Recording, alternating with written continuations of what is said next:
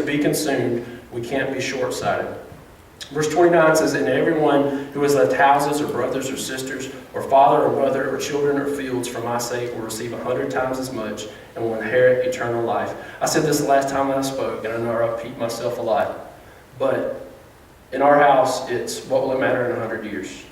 That's just our thing, you know. One of the kids, yes, if they miss a bunch of words on his spelling test, you know, he usually makes hundreds on a spelling test. There was one spelling test he didn't do good.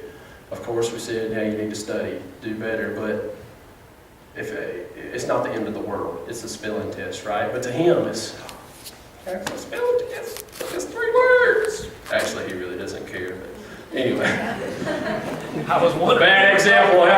What child am I talking about? That's what I was wondering. He could care less. But anyway, you know what I mean. Something happens in our kids' lives, and to them, it's the end of the world, but what will it matter in 100 years? This is going to pass. This will be over. What's it going to matter in 100 years? We can't be short-sighted spiritually. I was thinking about Jordan's here today. Hey, Jordan, how you doing? But I can't see. I wear contacts. I cannot see. I'm nearsighted. I can only see. If I didn't have my contacts in, I could tell that was my mom and my daddy probably from hearing Crystal. Man, I'm sorry, but I wouldn't know who you were because, we just met today.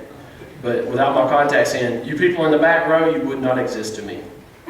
These people up here would just be mostly just blobs of color because that's how bad my eyes are. Now, Jordan's eyes are twice as bad as mine. If Jordan don't have her contacts in, she's going to run into something. I run into stuff with my contacts in, so that's why I always keep mine in. My dad's told the story of her when we were at the circus when we were kids, and there's people like swinging around on the trapeze, and we're all, oh, whoa, look, that guy just fell off the trapeze to his death. No, that didn't happen. But anyway, people swinging on the trapeze, elephants walking around. Look at that elephant! Woo! Jordan said, what elephant? What are you talking about? No, seriously, look, right there. It's huge. It weighs like 4,000 pounds. You can't miss it. It's down there. So I don't see nothing. Well, Jordan, what do you see? She's like, my hand. Her vision was really that bad, but we're nearsighted. We can only see stuff that's up close to us. So many of us go through life like we have spiritual eyes that are like mine and her physical eyes. All we can see is the short term. A lot of times, all we see is what's right in front of us. Just like with kids, we talk about kids, but as adults, we do the same thing. All we can say, it's so bad. It's so horrible. This day was horrible. It's bad. Let's just make everybody else's life miserable when we get home because it's just so bad. This is never going to end. This is horrible. This is terrible. But it's just short term. It's just things that are just right in front of us. Yeah. We don't need to be short-sighted to be consumed. We need to see farther and see past that. Maybe God doesn't do bad. God doesn't hurt people. God doesn't bring bad things. We live in a fallen world. We're not going to get into that. That's a whole other message right now about why bad things happen to good people. But God doesn't hurt people. God doesn't kill babies. God doesn't, none of that. God doesn't do that. But we live in a fallen world. Things do have to get through His hands to get to us. But maybe, just maybe, this temporary trial that I'm going through, that I'm just looking at the short term and seeing how bad and terrible this is God preparing me for something else that's coming later on in the distant future. We can't be short-sighted. We need to look ahead. We need to see things with heavenly eyes. Luke 9:25-26 says, what good is it for a man to gain the whole world and yet lose or forfeit his very self? If anyone is ashamed of me and my words, the Son of Man will be ashamed of him when He comes in His glory and in the glory of the Father and of the holy angels. 1 Peter chapter 2, verses 11-12 says, dear friends, I'm going to write these down if you want to look at them later. I'm trying to hurry. 1 Peter chapter 2, verses 11-12 says, dear friends, I urge you as aliens and strangers in the world to abstain from sinful desires, which war against your soul. Live such good lives among the pagans that, though they accuse you of doing wrong, they may see your good deeds and glorify God on the day He visits us. You can look at the lives of celebrities and tell that short-term, temporary stuff means nothing. It means absolutely nothing. But you see, you can look at celebrities and see that they have everything that, as Americans, that we all read articles about in magazines and put on the front covers of stuff. And all. They have money, they have fame, they have all this. I'm not famous. I go into the grocery store, don't nobody know who I am. Right? Now, it made me feel good because a couple of teenagers texted me because the news people from the news thing at Westside High School or whatever, one of the girls interviewed me for something, and a couple of them texted me and said, you was on the news channel. I was yelling in my class, like, I know him. It made me feel good to be kind of famous for just a second. But you know, they have money, they have fame, they have all these things, but they're the most miserable people on the planet. Are they not? They have drug problems, alcohol, they're killing themselves. As far as divorce goes, you name, after church, you come give me 5 couples that are celebrities that got married and stayed together. Because it don't happen. Hush, before I throw a shoe over there. Name 5 couples, they don't stay together.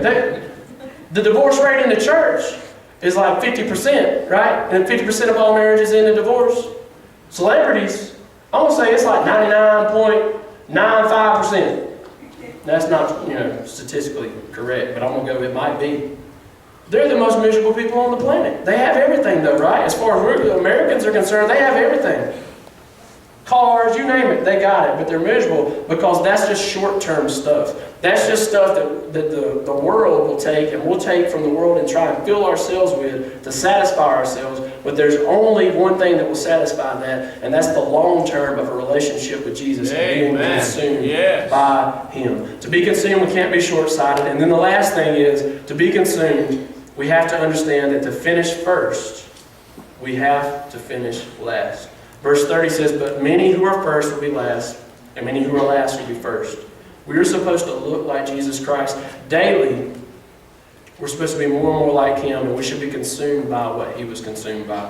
2 more passages of Scriptures. Matthew 22, 36 through 40 says, Teacher, which is the greatest commandment in the law? Jesus replied, love the Lord your God with all your heart, and with all your soul, and with all your mind.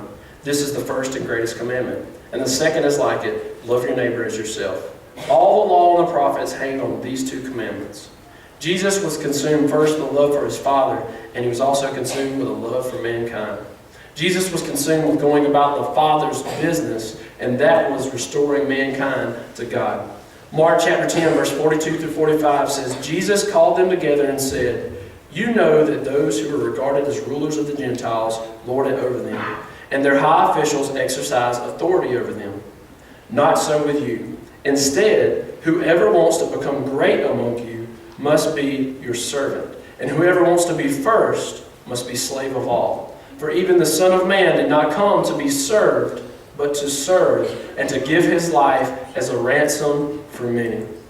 Jesus showed us through His life and His death that we must be servants of those around us, that we must love even those that seem to be unlovable.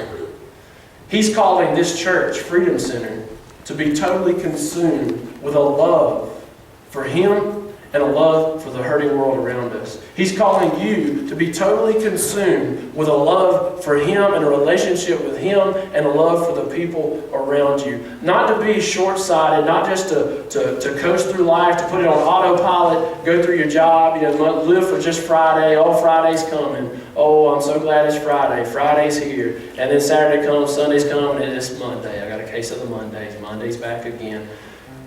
Cruise control, go through life, living for Friday, not paying any attention to the world around you that's dying, that's lost. He's calling us to be totally consumed by Him and by the things that He is consumed by.